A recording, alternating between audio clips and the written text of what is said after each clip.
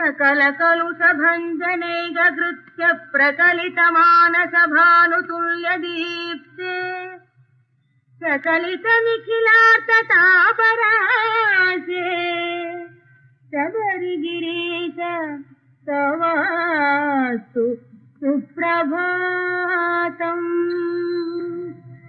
उमहितमुनिचित्तमित्यवासिन् उमशर कोमलदानवारिसूनो सुमतिनुत विशिष्ट दिव्यभानो शबरिगिरीश तवास्तु सुप्रभातम्।